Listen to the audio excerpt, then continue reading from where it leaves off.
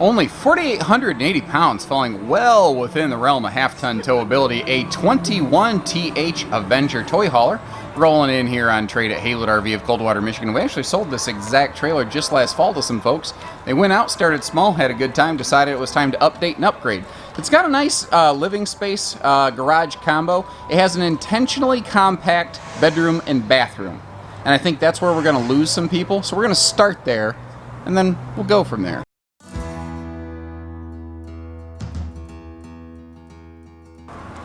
So like I said, back here obviously you got the folding benches, and we'll come back and see the living room in greater detail in just a minute, but I wanted to kind of give you a good feel of the flow and the space and the size of everything real quick. Like I said, I think where some people are going to be like, oh, nope, you just lost me. When we get up here into the bathroom and bedroom, it is intentionally smaller and compact. That's part of the reason this is a 21-foot box, not a 26-foot box. Now, one of the things that is different about this is that it is a taller interior ceiling height. So you don't see a skylight, but it's like 7 foot tall in here. I haven't hard measured it, but it's in that neighborhood. So you've got some pretty good headroom and some good clearance in that shower, or naturally for your toys.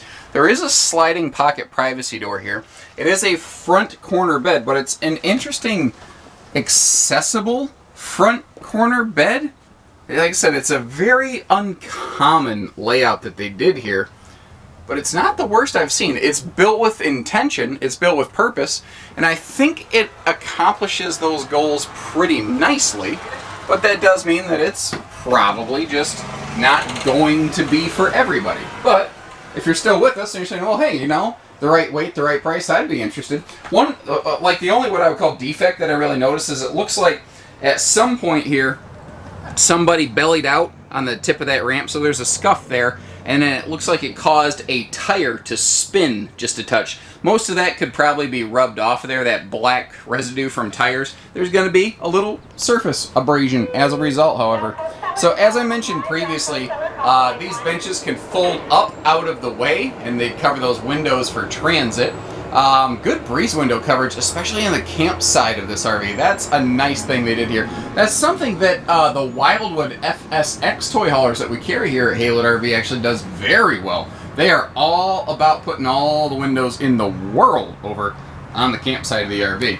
Now, these things really don't look like they were used a lot. The soft goods in here, everything looks nice. There's no snags in the threading. Naturally, the two benches can fold over in the middle and form like one giant bed here. And you can see that we have D-rings all the way up to the front there. Now, if you have questions on specific measurements, I have found no matter how hard I try, I cannot possibly predict the measurement questions that every single person is going to offer. So if you want to know, does my thing fit in there, call our team with measurements on your toy, and we'll walk out here and we'll hand measure it and we'll verify. Storage, let's check that out. So being extra tall, if we open that up and take a look, you can see there's some really nice overhead storage space, and it's a deep cabinet with a little bonus shelf inside it, which I think is a nice touch there.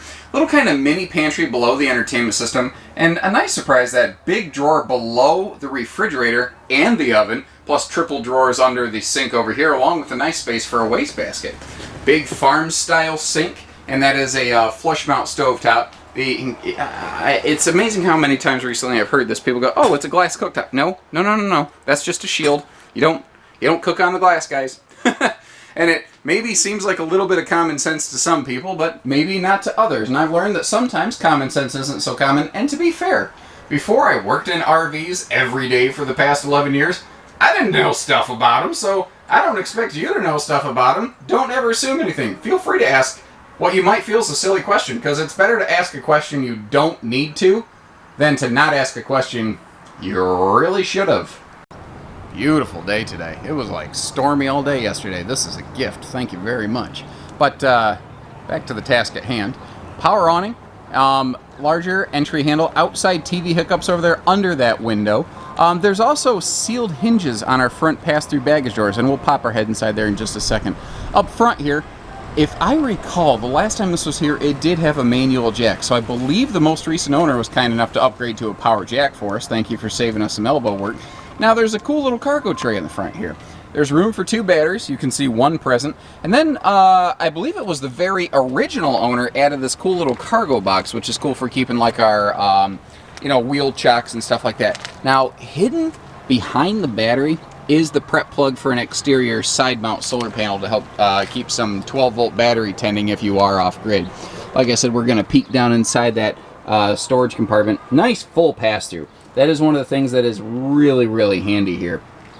Also, full outside utility shower, black tank flush, aluminum wheels with good-looking tires, no funky wear or weather patterns on the tires. And if I get down here and take a knee, you can see we do have ourselves an enclosed underbelly, which for something like this, a lot of times the toy hauler's taken where there's extra rocky terrain or dirt terrain or something. It's nice to make sure the tires aren't flinging crap up against your tanks and your wiring and all that. Also underneath the skirt line, it does have a little sewer hose caddy, so you can keep your black tank stuff away from every other thing, which is nice. Another thing I thought was a nice touch on this is it has a full like retractable magnet catch screen door on the back here.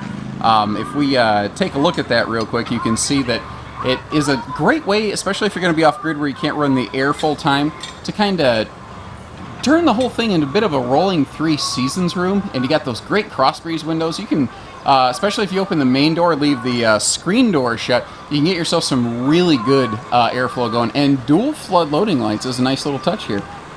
Overall, like I said, other than a little tire burn mark, physically, I can't find anything that's distressing on the RV. Some folks might not like the layout. That's okay. I get that. That's why we got all kinds of things here. Like if you look over there, I've got a 26-foot walk-around bed with private bathroom Grey Wolf. That might be a little bit more your speed. So remember, just because this isn't the one, doesn't mean we don't have something else for you here at Haylett RV. So take care, stay safe, have fun, and happy Haylett camping, everyone.